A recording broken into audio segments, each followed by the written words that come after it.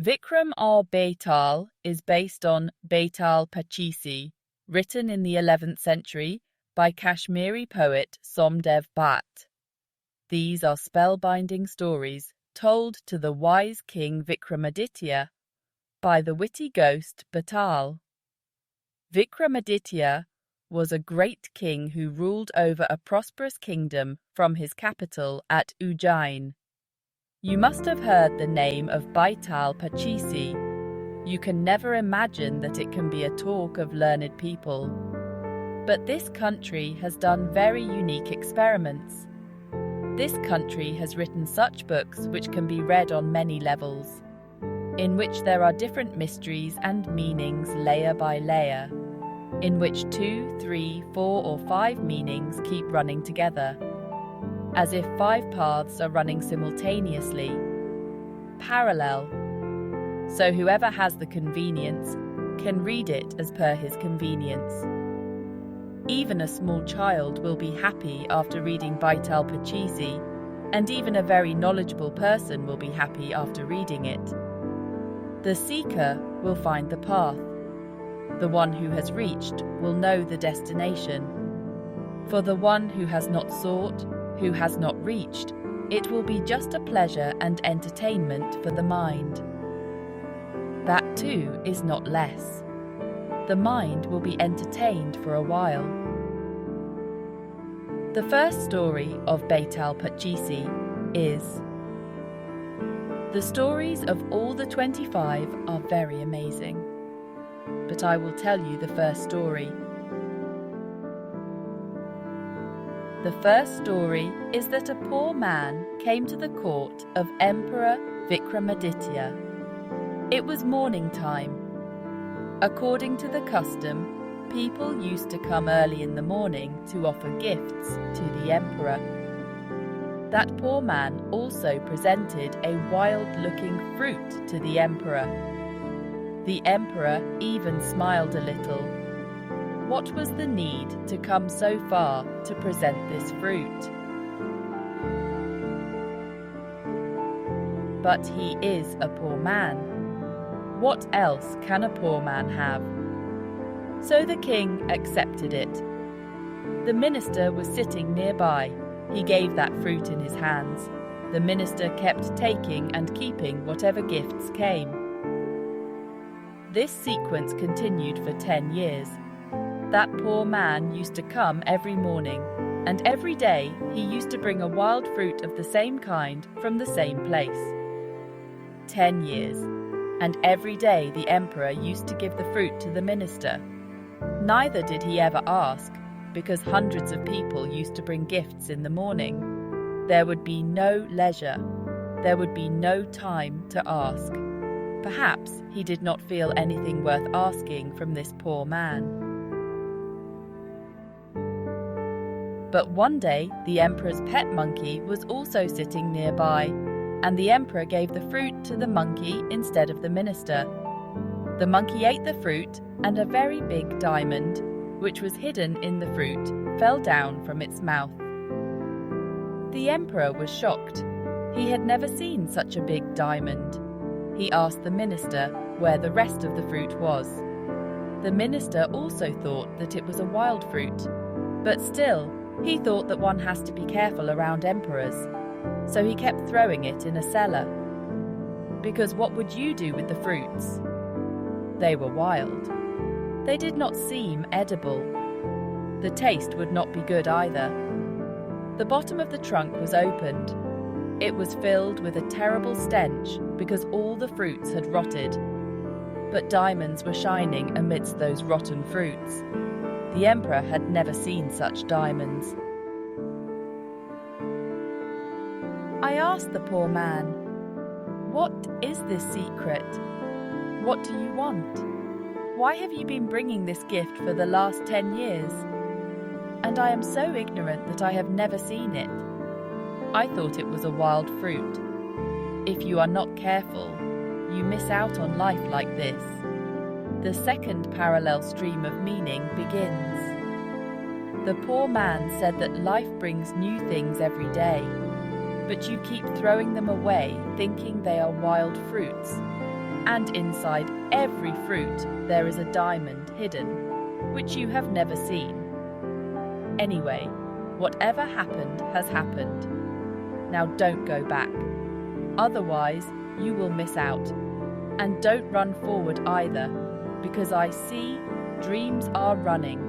Because so many diamonds, you have become the biggest emperor of the world. Don't go forward either. Don't go backward either. I want to tell you something else. Listen to that.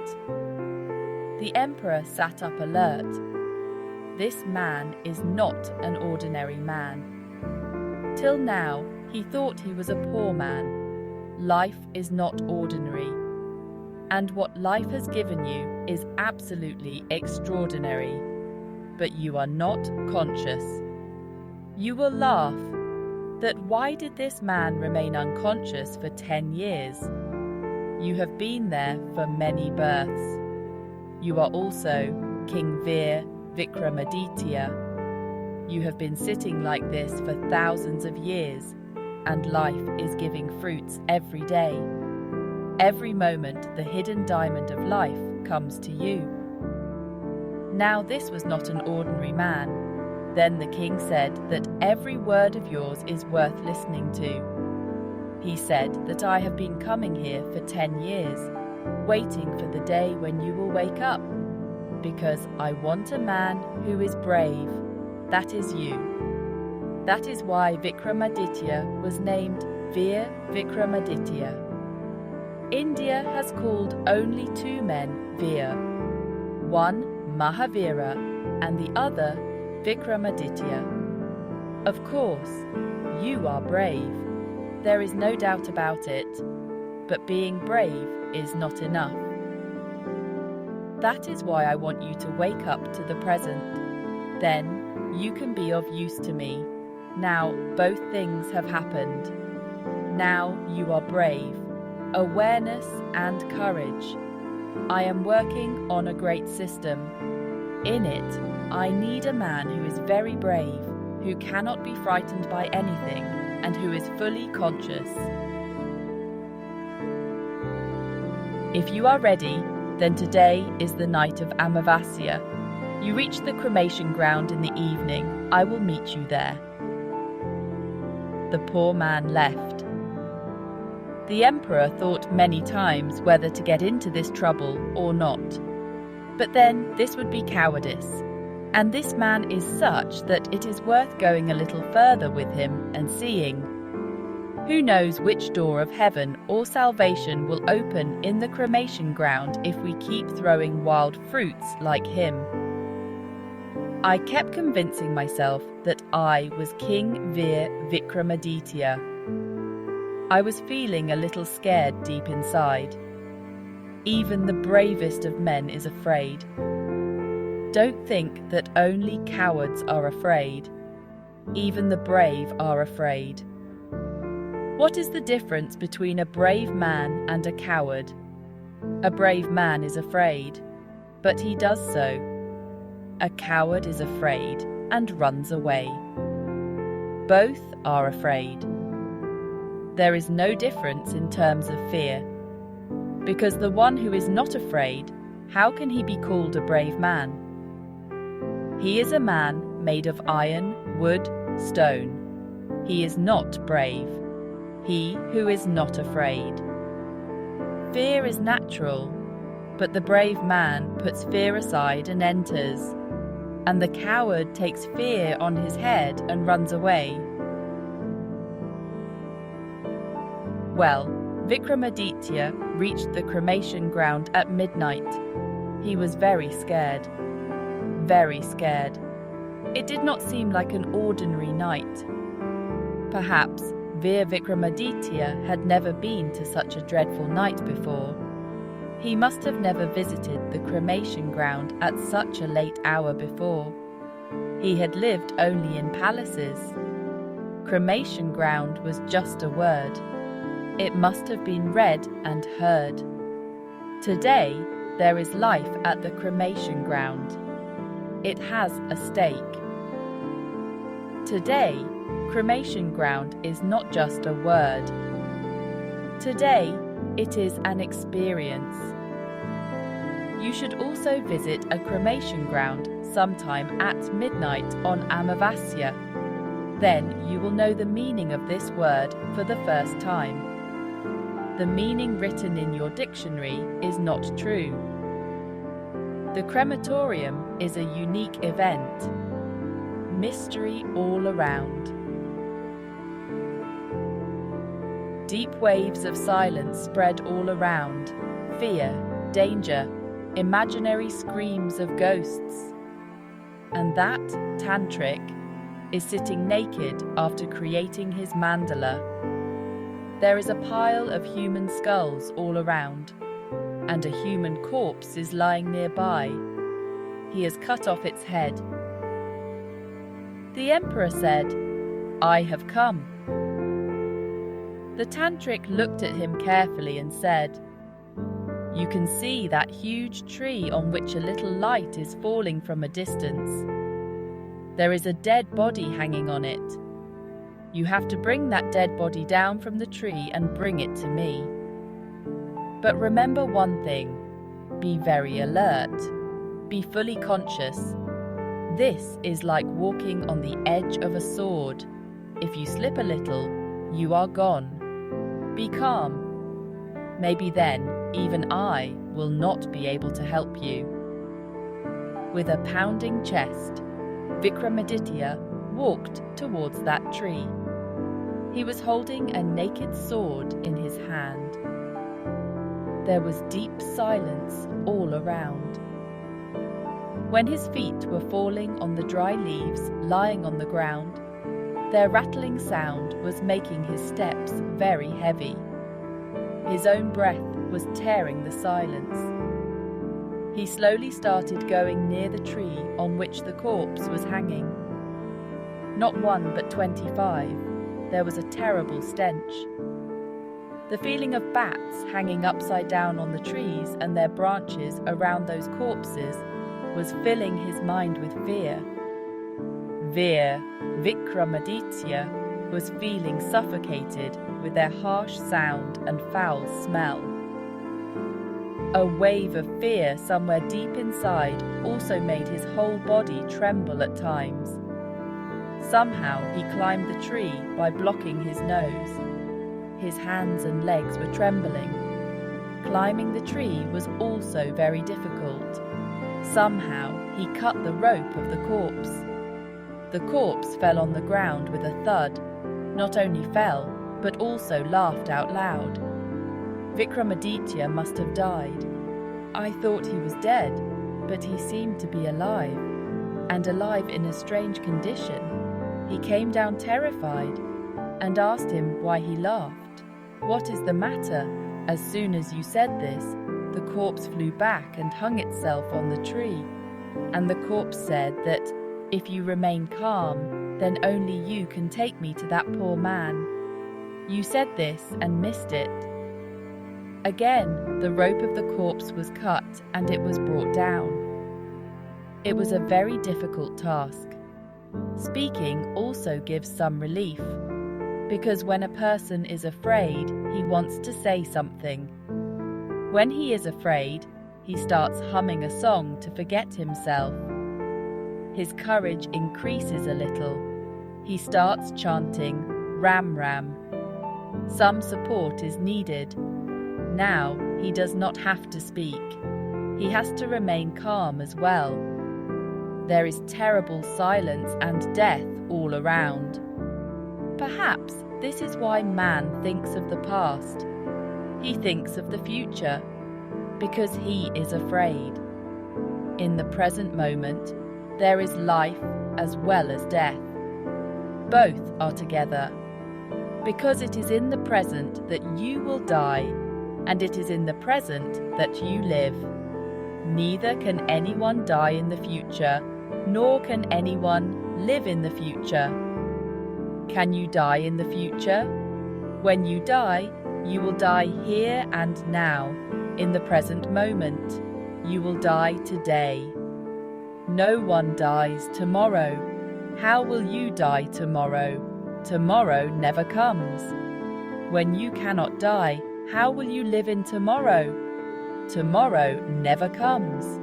Tomorrow does not exist. Whatever is there is here and now. If you say it, you miss it. If you think it, you miss it. Vikramaditya sighed and stopped himself. He was a brave man. He cut the corpse and dropped it down again.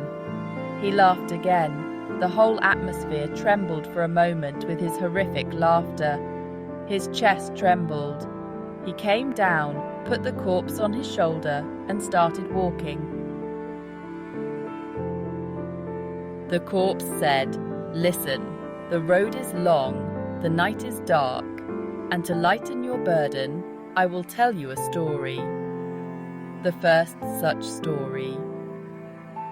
He said that the 3 young men were Brahmins. Vikramaditya did not even want to listen. He did not want to get confused, because when you listen, you never know. You might speak in between, or something might happen, or at least you might get engrossed in listening, and whatever control you have kept over yourself might go away. You might miss the point in a moment, but it is not right to say no to him either, because if you say no, the corpse will fly away, and then you will have to climb the tree, and you will have to bring it down. That is why Vikramaditya remained silent. And that dead man started telling the story. There were 3 young men in a guru's ashram. All 3 fell in love with the guru's daughter. I started getting interested in the story. Who doesn't get interested in a love story? Vikramaditya started getting a little unconscious. He was controlling himself, but curiosity arose. Curiosity, what happened next? All 3 were alike, capable, incomparable, talented. Curious as to what happened next. The guru was in a dilemma. Whom to choose and whom to leave.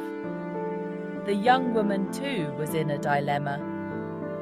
Seeing no other way, she could not decide who would become her life partner. The Gyan Dharma of all 3 was so deep and soul-pulling that she could not leave any of them. And finally, giving up, she committed suicide.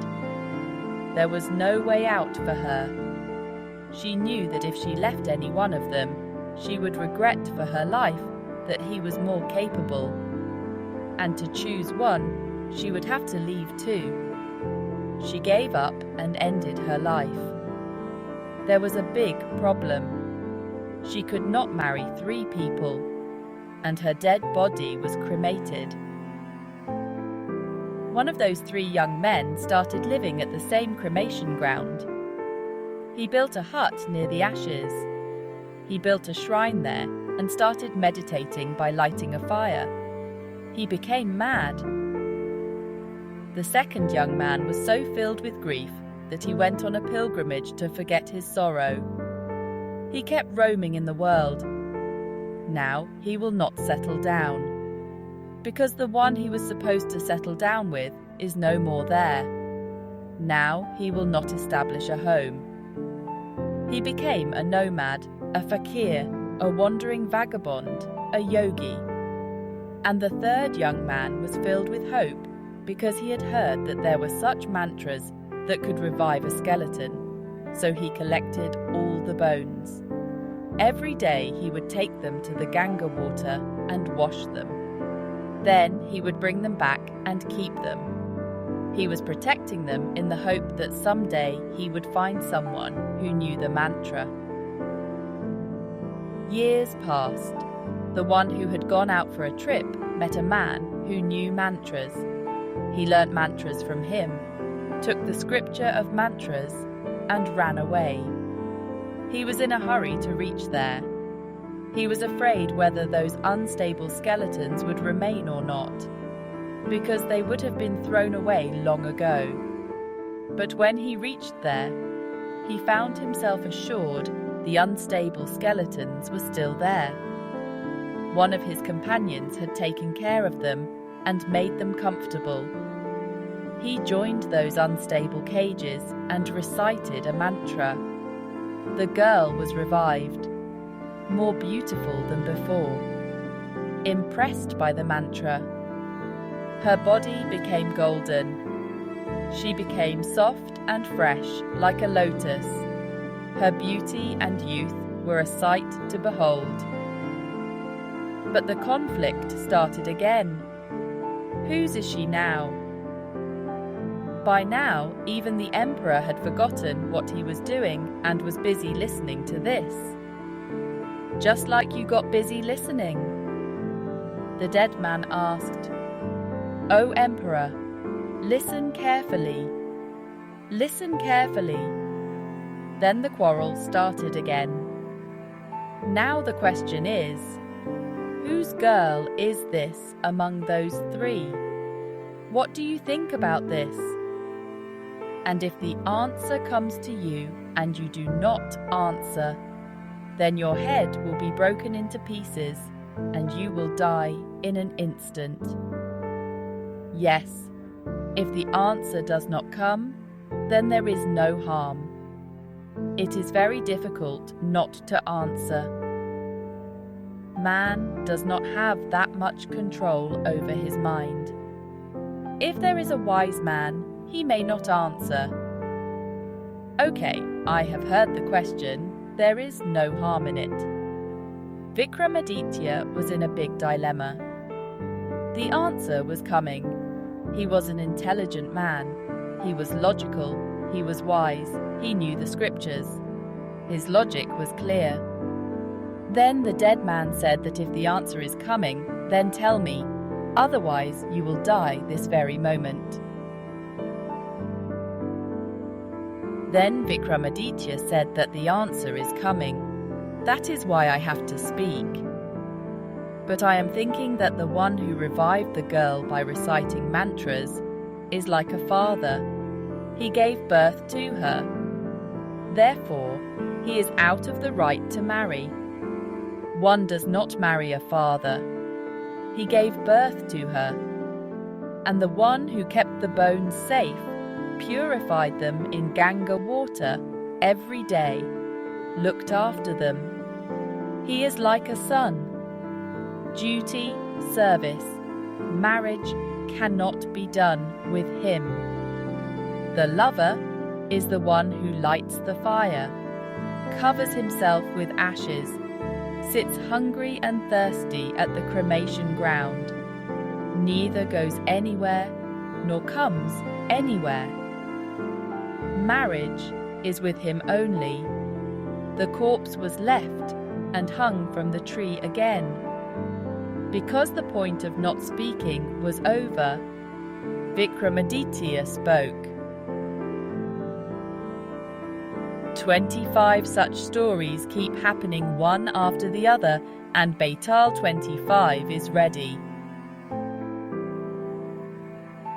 You make mistakes in life whenever you are caught in unconsciousness, whenever you lose your senses, whenever you are not awake. At that moment, the thread of life slips out of your hands. Whenever you become a little disturbed, the waves of thoughts start flowing. And then you see that the thread of life has slipped from your hands because of the wave of thoughts. And you are lost from the present. On one side, the wave rises. On the other side, you are lost from the present. That Vikramaditya lost. He again. Such 25 stories keep going on the whole night, and each time he misses, he regains his composure on the 25th story. With each story, his courage increases more and more, his valor increases. He is able to hold on for longer. For longer, the waves of thoughts do not resonate. By the time the 25th story comes, the story continues. Vikramaditya keeps listening. Nothing happens inside. Life is a preparation. There is a lot here to entangle you. There is a whole market, a Meena bazaar. There is a call everywhere, to curiosity, to inquisitiveness, to entertainment. There are questions. There is a facility for thinking. There is a way to think. There is a reason for worry. There are all kinds of entanglements. If you pass through this whole world like Vikramaditya passed through that cremation ground without speaking, silently and awake, then you will attain the experience of the present moment. Otherwise, you have not known the present. You are definitely passing through the present because there is no other place you can pass through. But you are passing through unconscious, asleep.